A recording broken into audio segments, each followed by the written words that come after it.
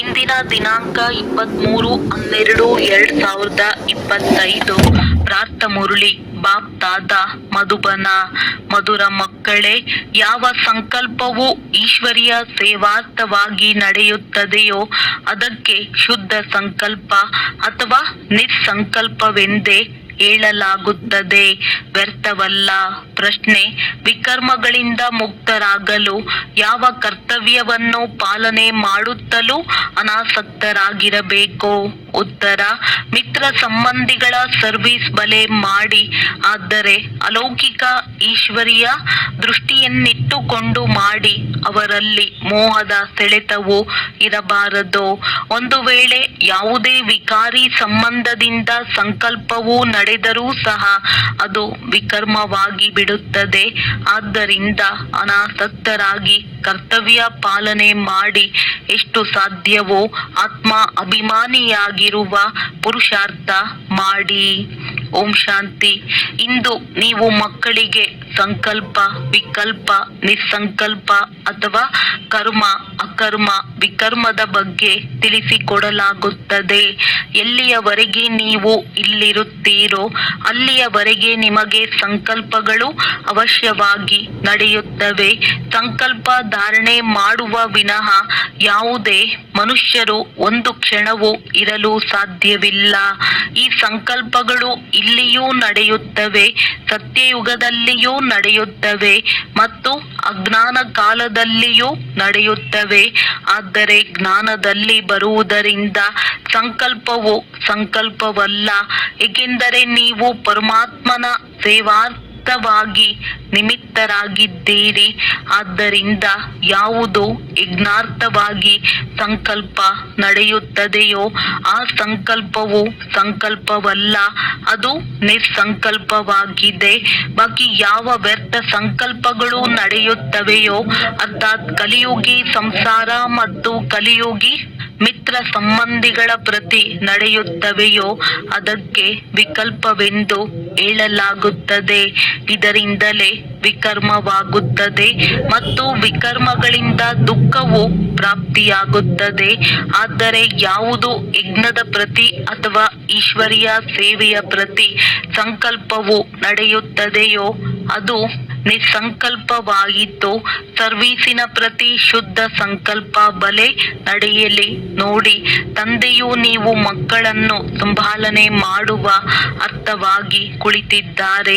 Service ಮಾಡುವ ಅರ್ಥವಾಗಿ ಮಾತಾಪಿತರ ಸಂಕಲ್ಪವು ಅವಶ್ಯವಾಗಿ ನಡೆಯುತ್ತದೆ. ಆದರೆ ಈ ಸಂಕಲ್ಪವು ಸಂಕಲ್ಪವಲ್ಲ, ಇದರಿಂದ ವಿಕರ್ಮವಾಗುವುದಿಲ್ಲ. ಆದರೆ ಒಂದು ವೇಳೆ ಯಾರದ್ದೇ ವಿಕಾರಿ ಸಂಬಂಧದ ಪ್ರತಿ ಸಂಕಲ್ಪ ನಡೆಯುತ್ತದೆ ಎಂದರೆ ಅದರ ವಿಕರ್ಮವು ಖಂಡಿತ ಆಗುತ್ತದೆ. ತಂದೆಯು ನೀವು ಮಕ್ಕಳಿಗೆ ತಿಳಿಸುತ್ತಾರೆ, ಮಿತ್ರ ಸಂಬಂಧಿಗಳ ಸರ್ವಿಸ್ ಬಲೆ ಮಾಡಿ, ಆದರೆ ಅಲೌಕಿಕ ಈಶ್ವರಿಯ ದೃಷ್ಟಿಯನ್ನಿಟ್ಟುಕೊಂಡು ಮಾಡಿ. ಅದರಲ್ಲಿ ಮೋಹದ ಸೆಳೆತವಿರಬಾರದು. ಅನಾಸಕ್ತರಾಗಿ ತಮ್ಮ ಕರ್ತವ್ಯ ಪರಿಪಾಲನೆ ಮಾಡಬೇಕು. ಆದರೆ ಯಾರು ಇಲ್ಲಿದ್ದರೂ ಸಹ ಕರ್ಮ ಸಂಬಂಧದಲ್ಲಿರುತ್ತಾ ಅದನ್ನು ಕತ್ತರಿಸಲು ಸಾಧ್ಯವಾಗದಿದ್ದರೂ ಸಹ ಅವರು ಪರಮಾತ್ಮನನ್ನಂತೂ ಬಿಡಬಾರದು. ಒಂದು ವೇಳೆ ಪರಮಾತ್ಮನ ಕೈ ಹಿಡಿದುಕೊಂಡಿದ್ದರೆ ಒಂದಲ್ಲ ಒಂದು ಪದವಿಯನ್ನು ಪ್ರಾಪ್ತಿ ಮಾಡಿಕೊಳ್ಳುವರು. ಈಗ ಪ್ರತಿಯೊಬ್ಬರೂ ತಮ್ಮನ್ನು ನನ್ನಲ್ಲಿ ಯಾವ ವಿಕಾರವಿದೆ ಎಂಬುದನ್ನು ತಿಳಿದುಕೊಂಡಿರುತ್ತೀರಿ. ಒಂದು ವೇಳೆ ಯಾರಲ್ಲಿ ಒಂದು ವಿಕಾರವಿದ್ದರೂ ಸಹ ಅವರು ಖಂಡಿತ ದೇಹಾಭಿಮಾನಿಯಾದರು. ಯಾರಲ್ಲಿ ವಿಕಾರವಿಲ್ಲವೋ ಅವರು ದೇಹಿ ಅಭಿಮಾನಿಯಾಗಿದ್ದಾರೆ. ಯಾರಲ್ಲಿ ಯಾವುದೇ ವಿಕಾರವಿದ್ದರೆ ಅವರು ಖಂಡಿತ ಶಿಕ್ಷೆಯನ್ನನುಭವಿಸುತ್ತಾರೆ. ಮತ್ತು ಯಾರು ವಿಕಾರಗಳಿಂದ ರಹಿತರಾಗಿದ್ದಾರೆಯೋ ಅವರು ಶಿಕ್ಷೆಗಳಿಂದ ಮುಕ್ತರಾಗಿ ಬಿಡುತ್ತಾರೆ.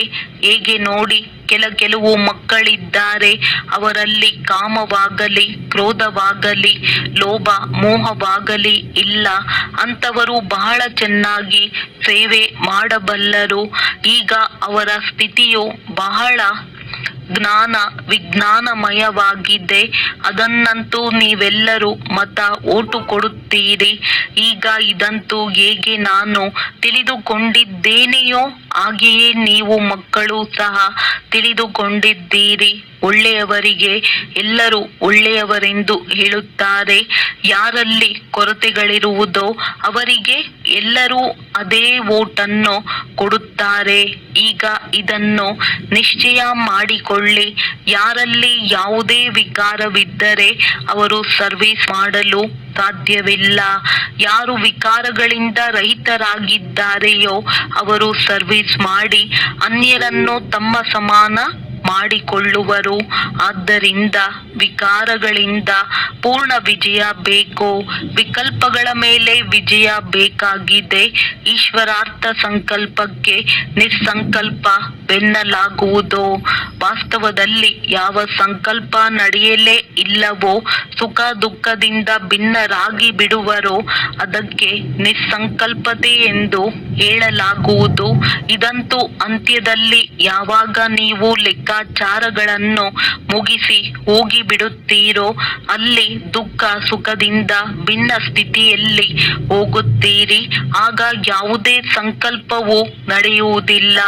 ಆ ಸಮಯದಲ್ಲಿ ಕರ್ಮ ಅಕರ್ಮ ಎರಡರಿಂದಲೂ ದೂರ ಅಕರ್ಮಿ ಸ್ಥಿತಿಯಲ್ಲಿರುತ್ತೀರಿ. ಇಲ್ಲಿ ನಿಮಗೆ ಸಂಕಲ್ಪಗಳು ಅವಶ್ಯವಾಗಿ ನಡೆಯುವುದು. ಏಕೆಂದರೆ ನೀವು ಇಡೀ ಪ್ರಪಂಚವನ್ನು ಶುದ್ಧ ಮಾಡುವ ಅರ್ಥವಾಗಿ ನಿಮಿತ್ತರಾಗಿದ್ದೀರಿ. ಅದಕ್ಕಾಗಿ ನಿಮಗೆ ಶುದ್ಧ ಸಂಕಲ್ಪಗಳು ಅವಶ್ಯವಾಗಿ ನಡೆಯುತ್ತವೆ. ಸತ್ಯಯುಗದಲ್ಲಿ ಶುದ್ಧ ಸಂಕಲ್ಪವು ನಡೆಯುವ ಕಾರಣ ಸಂಕಲ್ಪವು ಸಂಕಲ್ಪವಲ್ಲ. ಕರ್ಮ ಮಾಡುತ್ತಲೂ ಕರ್ಮ ಬಂಧನವಾಗುವುದಿಲ್ಲ. ತಿಳಿಯಿತೆ? ಈಗ ಕರ್ಮ ಅಕರ್ಮ ಮತ್ತು ವಿಕರ್ಮದ ಗತಿಯನ್ನು ಪರಮಾತ್ಮನೇ ತಿಳಿಸಬಲ್ಲರು. ಅವರೇ ವಿಕರ್ಮಗಳಿಂದ ಬಿಡಿಸುವವರಾಗಿದ್ದಾರೆ. ಈ ಸಂಗಮದಲ್ಲಿ ನಿಮಗೆ ಓದಿಸುತ್ತಿದ್ದಾರೆ. ಆದ್ದರಿಂದ ಮಕ್ಕಳೇ, ತಮ್ಮ ಮೇಲೆ ಬಹಳ ಎಚ್ಚರಿಕೆಯನ್ನಿಡಿ. ತನ್ನ ಲೆಕ್ಕಾಚಾರವನ್ನು ಸಹ ನೋಡುತ್ತಾ ಇರಿ. ಲೆಕ್ಕಾಚಾರಗಳನ್ನು ಮುಗಿಸುವುದಕ್ಕಾಗಿಯೇ ನೀವಿಲ್ಲಿಗೆ ಬಂದಿದ್ದೀರಿ.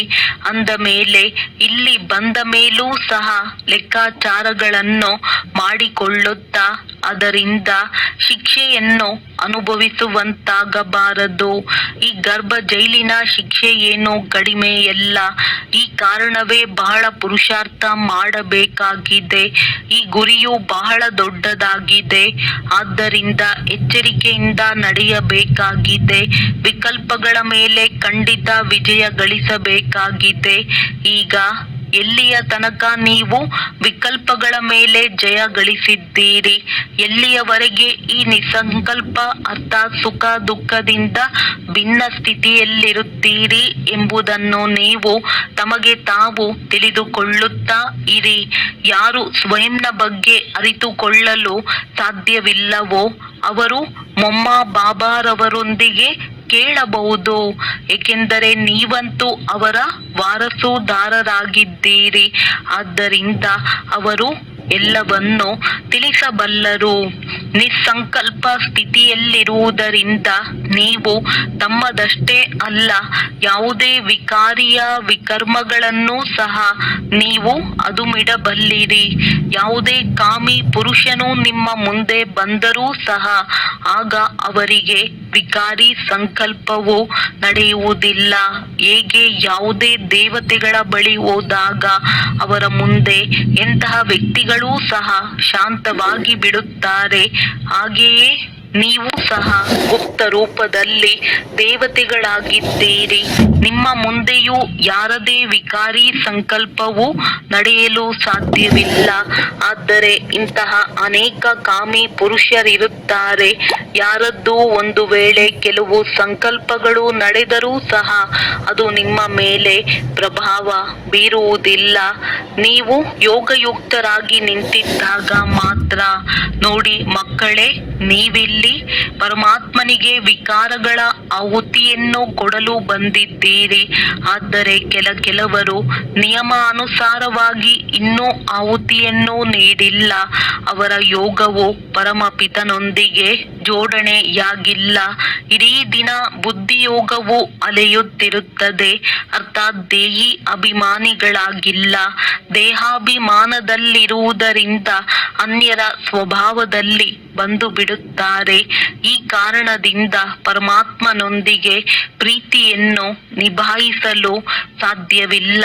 ಅರ್ಥಾತ್ ಪರಮಾತ್ಮನ ಅರ್ಥವಾಗಿ ಸರ್ವಿಸ್ ಮಾಡುವ ಅಧಿಕಾರಿಗಳಾಗಲು ಸಾಧ್ಯವಿಲ್ಲ ಅಂದಾಗ ಯಾರು ಪರಮಾತ್ಮನಿಂದ ಸರ್ವಿಸ್ ತೆಗೆದುಕೊಂಡು ಮತ್ತೆ ಸರ್ವಿಸ್ ಮಾಡುತ್ತಿದ್ದಾರೆಯೋ, ಅರ್ಥಾತ್ ಪತಿತರನ್ನು ಪಾವನ ಮಾಡುತ್ತಿದ್ದಾರೆಯೋ ಅವರೇ ನನ್ನ ಸತ್ಯವಾದ ಪಕ್ಕ ಮಕ್ಕಳಾಗಿದ್ದಾರೆ.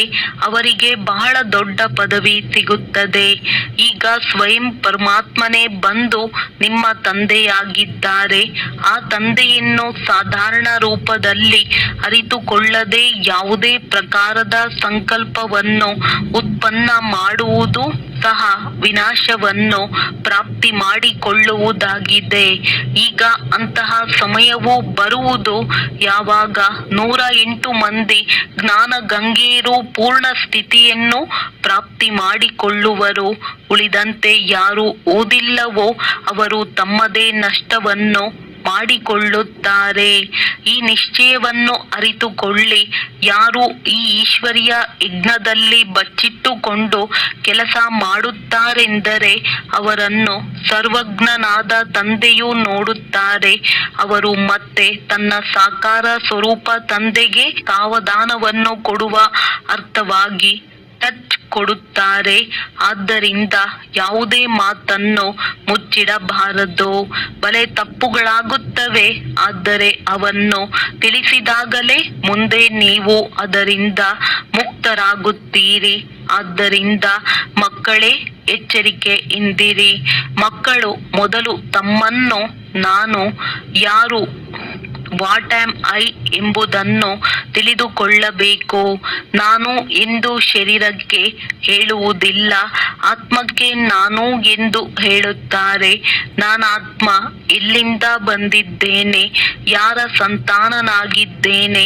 ನಾನಾತ್ಮನು ಪರಂಪಿತ ಪರಮಾತ್ಮನ ಸಂತಾನನಾಗಿದ್ದೇನೆಂದು ಯಾವಾಗ ಅರ್ಥವಾಗಿ ಬಿಡುವುದೋ ಆಗ ತನ್ನ ತಂದೆಯನ್ನು ನೆನಪು ಮಾಡುವುದರಿಂದ ಖುಷಿಯು ಬಂದು ಬಿಡುವುದು. ಮಕ್ಕಳಿಗೆ ಯಾವಾಗ ತನ್ನ ತಂದೆಯ ಬಗ್ಗೆ ಅರಿತುಕೊಳ್ಳುವರೋ ಆಗ ಖುಷಿಯಾಗುತ್ತದೆ. ಎಲ್ಲಿಯವರೆಗೆ ಚಿಕ್ಕವರಾಗಿರುವರೋ ತಂದೆಯ ಬಗ್ಗೆ ಅರಿತುಕೊಳ್ಳುವುದಿಲ್ಲವೋ ಅಲ್ಲಿಯವರೆಗೆ ಇಷ್ಟು ಖುಷಿ ಇರುವುದಿಲ್ಲ. ಹೇಗೆ ದೊಡ್ಡವರಾಗುತ್ತಾ ಹೋದಂತೆ ತಂದೆಯ ಬಗ್ಗೆ ಪೂರ್ಣ ಅರ್ಥವಾಗುತ್ತಾ ಹೋದಾಗ ಆ ನಶೆ, ಆ ಖುಷಿಯು ಏರುತ್ತಾ ಹೋಗುತ್ತದೆ. ಅಂದಾಗ ಮೊದಲು ಅವರ ಪರಿಚಯವನ್ನು ತಿಳಿದುಕೊಳ್ಳಬೇಕಾಗಿದೆ. ನಮ್ಮ ತಂದೆಯು ಯಾರು, ಅವರು ಎಲ್ಲಿರುತ್ತಾರೆ. ಒಂದು ವೇಳೆ ಆತ್ಮವು ಪರಮಾತ್ಮನಲ್ಲಿ ಲೀನವಾಗಿ ಬಿಡುತ್ತದೆ ಎಂದು ಹೇಳುವುದಾದರೆ ಆತ್ಮವು ವಿನಾಶಿಯಾಗಿ ಬಿಡುವುದು. ಅಂದ ಮೇಲೆ ಖುಷಿಯು ಯಾರಿಗೆ ಆಗುವುದು? ನಿಮ್ಮ ಬಳಿ ಹೊಸ ಜಿಜ್ಞಾಸುಗಳು ಬಂದರೆ ಅವರನ್ನು ಪ್ರಶ್ನೆ ಮಾಡಿ, ನೀವಿಲ್ಲಿ ಏನನ್ನು ಓದುತ್ತೀರಿ? ಇದರಿಂದ ನಿಮಗೆ ಯಾವ ಪದವಿ ಸಿಗುತ್ತದೆ? ಆ ಕಾಲೇಜುಗಳಲ್ಲಿ ಓದುವವರಂತೂ ನಾವು ಡಾಕ್ಟರ್ ಆಗುತ್ತಿದ್ದೇವೆ, ಇಂಜಿನಿಯರ್ ಆಗುತ್ತಿದ್ದೇವೆ ಎಂದು ಹೇಳುತ್ತಾರೆ. ಆಗ ಇವರು ಖಂಡಿತ ಓದುತ್ತಿದ್ದಾರೆಂದು ಅವರ ಮೇಲೆ ವಿಶ್ವಾಸವನ್ನಿಡುತ್ತಾರಲ್ಲವೇ? ಇಲ್ಲಿಯೂ ಸಹ ವಿದ್ಯಾರ್ಥಿಗಳು ಹೇಳುತ್ತೀರಿ, ಇದು ದುಃಖದ ಪ್ರಪಂಚವಾಗಿದೆ. ಯಾವುದಕ್ಕೆ ನರಕ, ಎಲ್ ಅಥವಾ ಭೂತಗಳ ಪ್ರಪಂಚವೆಂದು ಹೇಳುತ್ತಾರೆ. ಅದಕ್ಕೆ ವಿರುದ್ಧವಾಗಿ ಹೆವೆನ್ ಅಥವಾ ದೈವಿ ಪ್ರಪಂಚವಿದೆ. ಅದಕ್ಕೆ ಸ್ವರ್ಗವೆಂದು ಹೇಳಲಾಗುತ್ತದೆ. ಇದನ್ನಂತೂ ಎಲ್ಲರೂ ತಿಳಿದುಕೊಂಡಿದ್ದೀರಿ ಅಥವಾ ತಿಳಿದುಕೊಳ್ಳಲು ಬಹುದು. ಈಗ ಸ್ವರ್ಗವಿಲ್ಲ, ಇದು ನರಕವಾಗಿದೆ ಅಥವಾ ದುಃಖದ ಪ್ರಪಂಚವಾಗಿದೆ, ಪಾಪಾತ್ಮರ ಪ್ರಪಂಚವಾಗಿದೆ. ಆದ್ದರಿಂದ ನಮ್ಮನ್ನು ಪುಣ್ಯದ ಪ್ರಪಂಚದಲ್ಲಿ ಕರೆದುಕೊಂಡು ಹೋಗಿ ಎಂದು ಪರಮಾತ್ಮನನ್ನು ಕರೆಯುತ್ತಾರೆ. ಅಂದಾಗ ಯಾವ ಮಕ್ಕಳು ಇಲ್ಲಿ ಓದುತ್ತಿದ್ದೀರೋ ಅವರಿಗೆ ತಿಳಿದಿದೆ, ನಮ್ಮನ್ನು ತಂದೆಯು ಆ ಪುಣ್ಯದ ಪ್ರಪಂಚದಲ್ಲಿ ಕರೆದುಕೊಂಡು ಹೋಗುತ್ತಿದ್ದಾರೆ. ಅಂದಾಗ ಯಾರು ಹೊಸ ವಿದ್ಯಾರ್ಥಿಗಳು ಬರುವರೋ ಅವರು ಮಕ್ಕಳಿಂದ ಕೇಳಬೇಕು, ಮಕ್ಕಳಿಂದ ಓದಬೇಕು. ಅವರು ತಮ್ಮ ಶಿಕ್ಷಕರ ಅಥವಾ ತಂದೆಯ ಪರಿಚಯವನ್ನು ತಿಳಿಸಬಲ್ಲರು. ತಂದೆಯು ತಾವೇ ತಮ್ಮ ಮಹಿಮೆಯನ್ನು ಕುಳಿತು ಮಾಡುವುದಿಲ್ಲ, ಶಿಕ್ಷಕರು ತಮ್ಮ ಮಹಿಮೆಯನ್ನು ತಾವೇ ತಿಳಿಸುವರೆ. ಇವರು ಇಂತಹ ಶಿಕ್ಷಕನಾಗಿದ್ದಾರೆ ಎಂಬುದನ್ನು ವಿದ್ಯಾರ್ಥಿಗಳು ತಿಳಿಸುತ್ತಾರೆ. ಆದ್ದರಿಂದಲೇ ವಿದ್ಯಾರ್ಥಿಯು ಶಿಕ್ಷಕರನ್ನು ಪ್ರತ್ಯಕ್ಷ ಮಾಡುವರೆಂದು ಹೇಳುತ್ತಾರೆ. ನೀವು ಮಕ್ಕಳು ಯಾರು ಇಷ್ಟೊಂದು ಕೋರ್ಸನ್ನು ಓದಿ ಬಂದಿದ್ದೀರೋ ನಿಮ್ಮೆಲ್ಲರ ಕರ್ತವ್ಯವಾಗಿದೆ ಹೊಸಬ್ಬರಿಗೆ ತಿಳಿಸುವುದು. ಬಾಕಿ ಯಾವ ಶಿಕ್ಷಕರು BA MA ಓದಿಸುತ್ತಿದ್ದಾರೆಯೋ ಅವರೇ ಕುಳಿತು ಹೊಸ ವಿದ್ಯಾರ್ಥಿಗಳಿಗೆ ABCD ಕಲಿಸಿಕೊಡುತ್ತಾರೆಯೇ? ಕೆಲವರು ವಿದ್ಯಾರ್ಥಿಗಳು ಬಹಳ ಬುದ್ಧಿವಂತರಾಗಿದ್ದರೆ ಅವರು ಅನ್ಯರಿಗೂ ಓದಿಸುತ್ತಾರೆ. ಅದರಲ್ಲಿಯೂ ತಾಯಿ ಗುರು ಬಹಳ ಪ್ರಸಿದ್ಧವಾಗಿದ್ದಾರೆ. ಇವರು ದೇವತಾ ಧರ್ಮದ ಮೊದಲ ತಾಯಿಯಾಗಿದ್ದಾರೆ. ಇವರಿಗೆ ಜಗದಂಬೆ ಎಂದು ಹೇಳುತ್ತಾರೆ. ತಾಯಿಯ ಮಹಿಮೆ ಬಹಳಷ್ಟಿದೆ.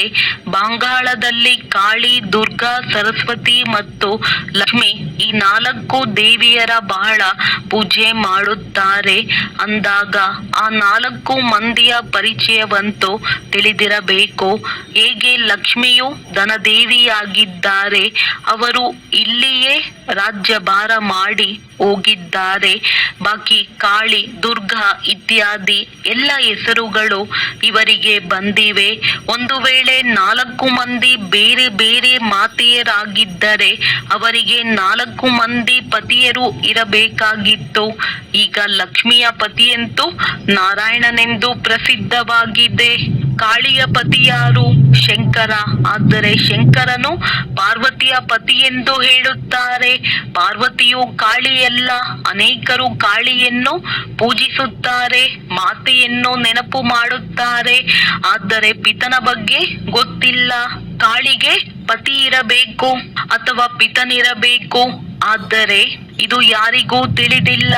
ನೀವು ತಿಳಿಸಬೇಕಾಗಿದೆ. ಪ್ರಪಂಚವು ಇದೊಂದೇ ಆಗಿದೆ. ಇದೇ ಪ್ರಪಂಚವು ಕೆಲವು ಸಮಯದಲ್ಲಿ ದುಃಖದ ಪ್ರಪಂಚ ಅಥವಾ ನರಕವಾಗುತ್ತದೆ. ಅದೇ ಮತ್ತೆ ಸತ್ಯಯುಗದಲ್ಲಿ ಸ್ವರ್ಗವಾಗಿ ಬಿಡುತ್ತದೆ. ಲಕ್ಷ್ಮೀ ನಾರಾಯಣರೂ ಸಹ ಇದೇ ಸೃಷ್ಟಿಯಲ್ಲಿ ಸತ್ಯಯುಗದ ಸಮಯದಲ್ಲಿ ರಾಜ್ಯಭಾರ ಮಾಡುತ್ತಿದ್ದರು. ಬಾಕಿ ಸೂಕ್ಷ್ಮದಲ್ಲಂತೂ ಯಾವುದೇ ವೈಕುಂಠವಿಲ್ಲ. ಅಲ್ಲಿ ಸೂಕ್ಷ್ಮ ಲಕ್ಷ್ಮೀ ನಾರಾಯಣರಿಲ್ಲ. ಅವರ ಚಿತ್ರಗಳು ಇಲ್ಲಿಯೇ ಇವೆ ಅಂದ ಮೇಲೆ ಅವಶ್ಯವಾಗಿ ಇಲ್ಲಿಯೇ ರಾಜ್ಯಭಾರ ಮಾಡಿ ಹೋಗಿದ್ದಾರೆ. ಆಟವೆಲ್ಲವೂ ಈ ಸಾಕಾರ ಪ್ರಪಂಚದಲ್ಲಿಯೇ ನಡೆಯುತ್ತದೆ. ಇತಿಹಾಸ, ಭೂಗೋಳವೂ ಸಹ ಈ ಸಾಕಾರ ಪ್ರಪಂಚದ್ದಾಗಿದೆ. ಸೂಕ್ಷ್ಮ ವತನದ ಯಾವುದೇ ಇತಿಹಾಸ, ಭೂಗೋಳವಿಲ್ಲ. ಆದರೆ ಎಲ್ಲ ಮಾತುಗಳನ್ನು ಬಿಟ್ಟು ನೀವು ಯಾರಾದರೂ ಹೊಸ ಜಿಜ್ಞಾಸುಗಳು ಬಂದರೆ ಅವರಿಗೆ ಮೊದಲು ತಂದೆಯ ಬಗ್ಗೆ ಕಲಿಸಬೇಕು, ನಂತರ ಆಸ್ತಿಯನ್ನು ಕುರಿತು ತಿಳಿಸಿಕೊಡಬೇಕಾಗಿದೆ. ತಂದೆಯು ಪರಮಾತ್ಮನಾಗಿದ್ದಾರೆ, ಅರ್ಥಾತ್ ಪರಮಪಿತನಾಗಿದ್ದಾರೆ. ಎಲ್ಲಿಯವರೆಗೆ ಇದನ್ನು ಪೂರ್ಣ ತಿಳಿದುಕೊಳ್ಳುವುದಿಲ್ಲವೋ ಅಲ್ಲಿಯವರೆಗೆ ಪರಮಪಿತನ ಪ್ರತಿ ಅಷ್ಟು ಪ್ರೀತಿಯು ಜಾಗೃತವಾಗುವುದಿಲ್ಲ, ಆ ಖುಷಿಯೂ ಬರುವುದಿಲ್ಲ. ಏಕೆಂದರೆ ಯಾವಾಗ ತಂದೆಯನ್ನು ಅರಿತುಕೊಳ್ಳುವರೋ ಆಗ ಅವರ ಕರ್ತವ್ಯವನ್ನು ಸಹ ಅರಿತು ಖುಷಿಯಲ್ಲಿ ಬರುವರು.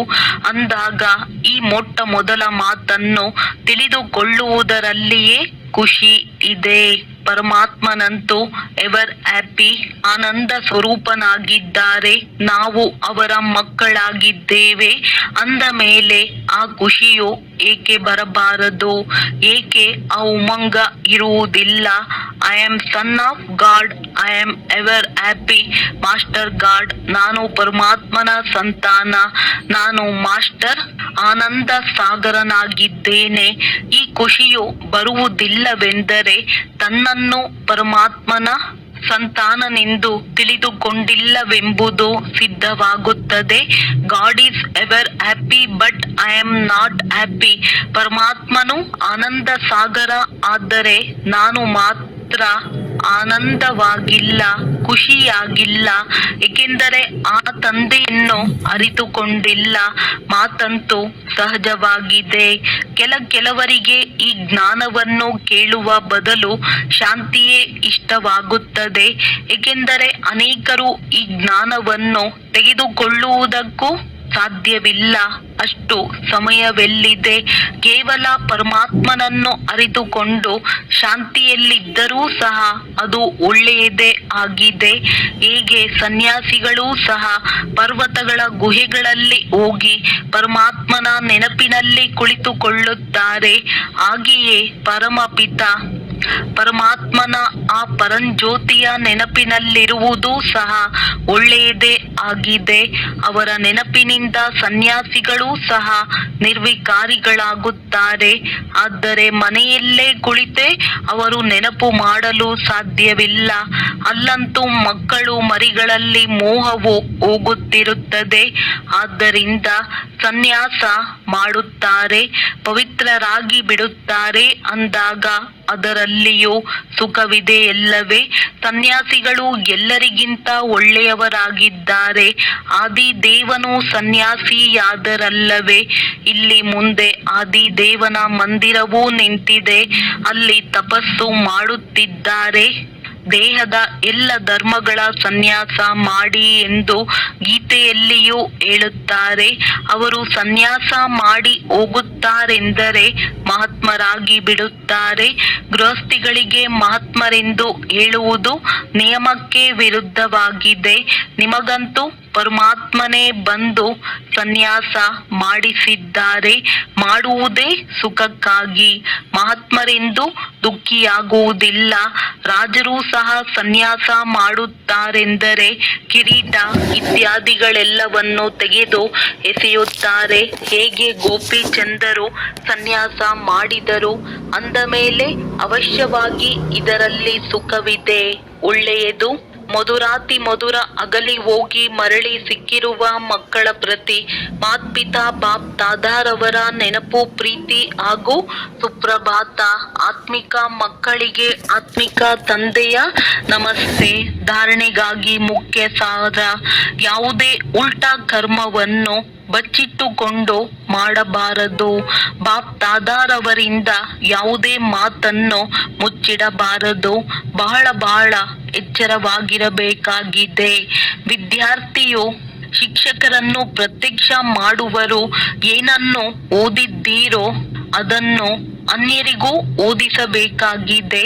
ನಾವು ಆನಂದ ಸಾಗರ ತಂದೆಯ ಮಕ್ಕಳಾಗಿದ್ದೇವೆ. ಈ ಸ್ಮೃತಿಯಿಂದ ಅಪಾರ ಖುಷಿಯಲ್ಲಿರಬೇಕು. ವರದಾನ: ವಿಕಾರ ರೂಪಿ ಸರ್ಪವನ್ನು ಸಹ ಶಯನ ಮಾಡಿಕೊಳ್ಳುವಂತಹ ವಿಷ್ಣುವಿನ ಸಮಾನ ಸದಾ ವಿಜಯಿ ನಿಶ್ಚಿಂತ ಭವ. ವಿಷ್ಣುವನ್ನು ಶೇಷ ಶಯನನಾಗಿ ತೋರಿಸುತ್ತಾರೆ. ಇದು ನೀವು ವಿಜಯೀ ಮಕ್ಕಳ ಸಹಜ ಯೋಗಿ ಜೀವನದ ನೆನಪಾರ್ಥವಾಗಿದೆ. ಸಹಜ ಯೋಗದ ಮುಖಾಂತರ ವಿಕಾರ ರೂಪಿ ಸರ್ಪವೂ ಸಹ ಅಧೀನವಾಗಿ ಬಿಡುವುದು. ಯಾವ ಮಕ್ಕಳು ವಿಕಾರ ರೂಪಿ ಸರ್ಪದ ಮೇಲೆ ವಿಜಯ ಪ್ರಾಪ್ತಿ ಮಾಡಿಕೊಂಡು ಅದನ್ನು ಆರಾಮದ ಶಯ್ಯೆಯನ್ನಾಗಿ ಮಾಡಿಕೊಂಡು ಬಿಡುತ್ತಾರೆ, ಅವರು ಸದಾ ವಿಷ್ಣುವಿನ ಸಮಾನ ಹರ್ಷಿತ ಹಾಗೂ ನಿಶ್ಚಿಂತರಾಗಿರುತ್ತಾರೆ. ಆದ್ದರಿಂದ ಸದಾ ಈ ಚಿತ್ರವನ್ನು ನಿಮ್ಮ ಮುಂದೆ ನೋಡಿ, ವಿಕಾರಗಳ ಅಧೀನ ಮಾಡಿಕೊಂಡಿರುವ ಅಧಿಕಾರಿಯಾಗಿದ್ದೇನೆ, ಆತ್ಮ ಸದಾ ಆರಾಮದ ಸ್ಥಿತಿಯಲ್ಲಿ ನಿಶ್ಚಿಂತವಾಗಿದೆ. ಸ್ಲೋಗನ್: ಬಾಲಕ ಮತ್ತು ಮಾಲೀಕತನದ ಬ್ಯಾಲೆನ್ಸ್ನಿಂದ ಪ್ಲಾನ್ ಅನ್ನು ಪ್ರಾಕ್ಟಿಕಲ್ ನಲ್ಲಿ ತನ್ನಿ. ಅವ್ಯಕ್ತ ಸೂಚನೆ: ಈಗ ಸಂಪನ್ನ ಅಥವಾ ಕರ್ಮಾತೀತರಾಗುವುದರಲ್ಲಿ ತತ್ಪರರಾಗಿರಿ. ತಮ್ಮ ಪ್ರತಿ ಕರ್ಮೇಂದ್ರಿಯದ ಶಕ್ತಿಗೆ ಸೂಚನೆ ಕೊಡಿ, ಆಗ ಸೂಚನೆಯಿಂದಲೇ ಹೇಗೆ ಬೇಕೋ ಹಾಗೆ ನಡೆಸಬಹುದು. ಈ ರೀತಿ ಕರ್ಮೇಂದ್ರಿಯ ಜೀತರಾಗಿ, ಆಗ ನಂತರ ಪ್ರಕೃತಿ ಜೀತರಾಗಿ ಕರ್ಮಾತೀತ ಸ್ಥಿತಿಯ ಆಸನಧಾರಿಯೇ ವಿಶ್ವ ರಾಜ್ಯಾಧಿಕಾರಿಯಾಗುವರು. ಪ್ರತಿ ಕರ್ಮೇಂದ್ರಿಯ ಮಾಲೀಕರೇ ಹಾಜರಾಗಿದ್ದೇವೆ ಎನ್ನುತ್ತಾ ನಡೆಯಿರಿ. ನೀವು ರಾಜ್ಯ ಅಧಿಕಾರಿಯ ಸದಾ ಸ್ವಾಗತ ಅರ್ಥಾತ್ ನಮಸ್ತೆ ಮಾಡುತ್ತಿರಲಿ, ಆಗ ಕರ್ಮಾತೀತರಾಗಲು ಸಾಧ್ಯ. ಒಳ್ಳೆಯದು. ಓಂ ಶಾಂತಿ.